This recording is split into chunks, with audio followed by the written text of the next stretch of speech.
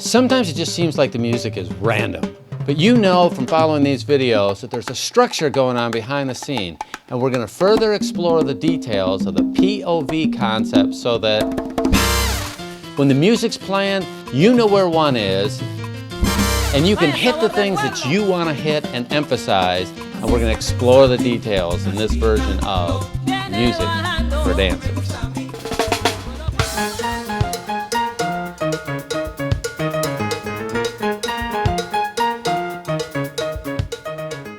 Welcome back to part 3 of the Finding 1 series, the P.O.V concept.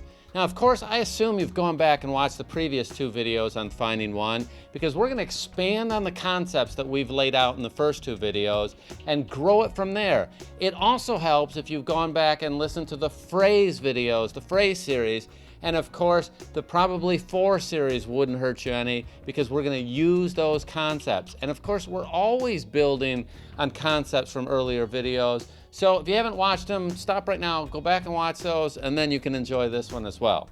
So first thing we're going to do is we're going to take the introduction of this great tune, Castigando, and we're going to explore it.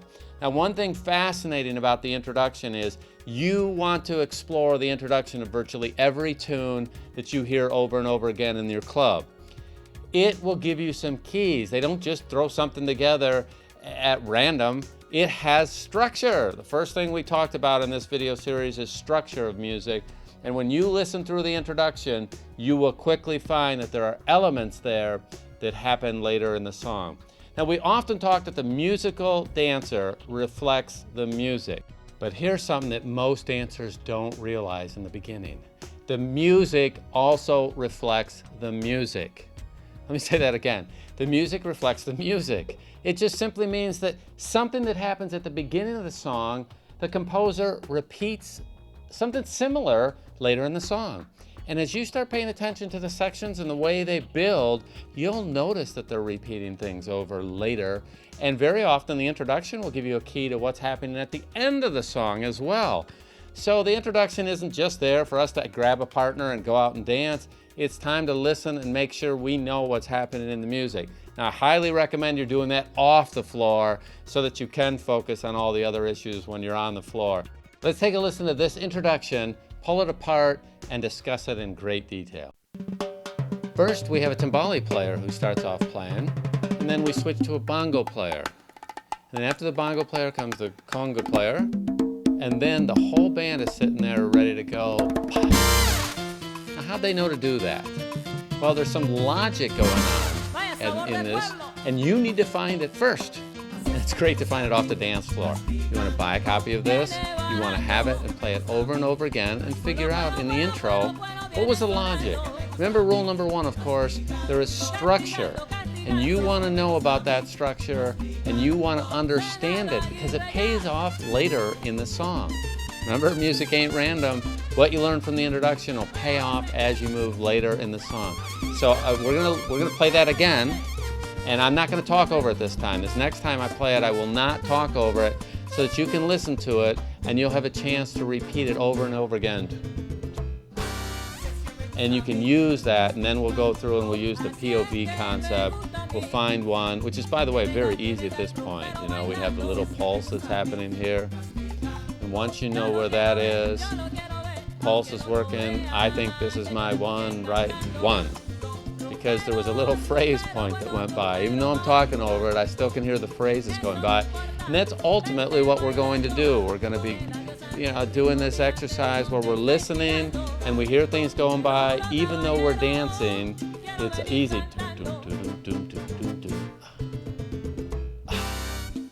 That's what needs to happen. And if we applied the P.O.V concept without me talking over it, you'd find this tune follows the probably 4, and you would find that you can find the pulse, you can find your 1, and you can verify it at the phrase points, one of which just went by. Now we're going to play this example again, the introduction, and it's your job to figure out what's going on. Rule number 1, of course, music has structure. Well, there's some structure going on. We have a timbale player, then we go to the bongo player, then we have the conga player as the first 3 musicians that are playing. But there's some structure and logic that happens, and you want to figure it out yourself. Then you'll get to repeat it as many times as you want, and then we'll go through and we'll do it together and make sure that we're on the same page and we see the logic, and then we'll explore some other things in the music. Timbale, bongo, conga.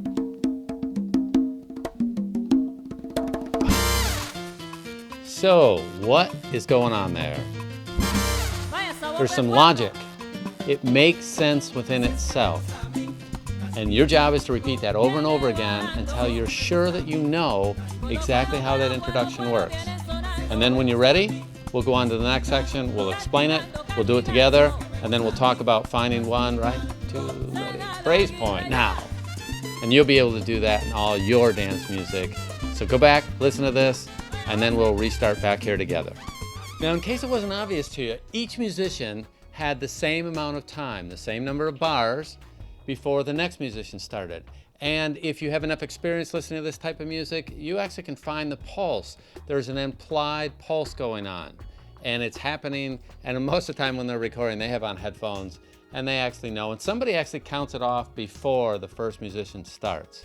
And we don't get to hear that in the final, but there's a nice little implied pulse happening. So if you don't have it, go back, but I'll assume you have, and we're gonna move on here, and I'm gonna play it again. And in this time, I'll count through the introduction so that you can see the logic, and you can see that the whole band comes in at a very, very logical point. 1, 2, 3, 4, 5, 6, 7, 8, 2, 2, 3, 4, 5, 6, 7, 8, 1, 2, 3, 4, 5, 6, 7, 8, 2, 2, 3, 4, 5. 1, 2, 3, 4, 5, 6, 7, 8, 2, 2, 3, 4, 5, 6, 7, 8, 1. Vaya sabor de pueblo. 1, 2, 3, 4, 5, 6, 7, 1. So what you can see is that introduction had a 6-bar phrase. 3 musicians, each having 2 bars each, makes a nice little symmetrical phrase there. And of course, you remember the rule in the earlier video, probably 4? Well, this is an exception. That's why it's called probably 4 and not the rule of 4 or the mandate of 4. It's probably 4. But in the introduction of this song, there's a 6-bar introduction. What happens is, right here at this point that's right now, if you count it out, you will figure out that they also took a 4-bar phrase and added another little 2-bar phrase when that transition just came in. So here's the point. Music has structure. We've discussed that over and over again. And you will see that that 6 bars in the beginning, they take something later and put 4 bars with 2, and it reoccurs in the song enough times that you go, oh, that's clever. 6 bars up front. Most of it's based on 4-bar phrases repeated twice. You get 8 bars. But then right here again, this was a 2-bar phrase. Then now we're back to 4 bars. And we can have this nice little transition here. If you're counting through and you have your pulse happening, then you'll hear right at the phrase points that you can confirm that you have 1, 2, ready, go. 1, 2, 3, 4, 5, 6, 7, 8, 2, 2, 3, 4, 5, 6, 7, 3, 2, 3, 4, 5, 6, 7, 8, 4, 2, 3, 4, 5, 1, 2, 3, 4, 5, 6, 7, 8, 2, 2, 3, 4, 5, 3, 2, 3, 4, 5, 6, 7, 8, 4, 2, 3, 4, 5, 6, 7, 8. Here's our little transition. It's a 2-bar transition. 1. So the P.O.V. concept, we'd be cooking along here. P, we find our pulse, and you can see I already have that working out for you. In this case, this is where you need to get it yourself and be listening and get establishing the pulse. And then where you think 1 is, that was a phrase point there.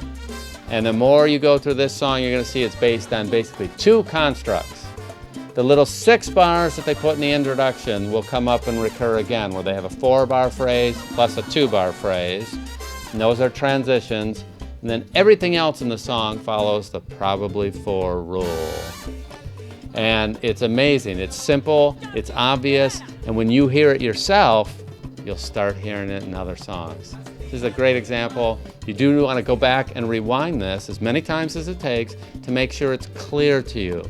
An excellent example, something that will stick with you, and you can take it to the bank that this is how many, many, many other tunes work, whether it's salsa or tango or bachata. The same theories apply. So don't get hung up that, oh, I don't do Latin music, that this doesn't apply to me. Same concepts will apply in your music. So I'm really happy that you joined me on this tape. Be sure to put comments in, subscribe. You can go to my donation page and add some money there. Be sure to share this out with your Facebook friends. And this series continues. I've got a whole bunch of other details to go over about Finding1. I want you to have another example of using P.O.V, but do it while I'm not talking over it. And of course, I'm excited to see you. We'll see you on the next version of Music for Dancers.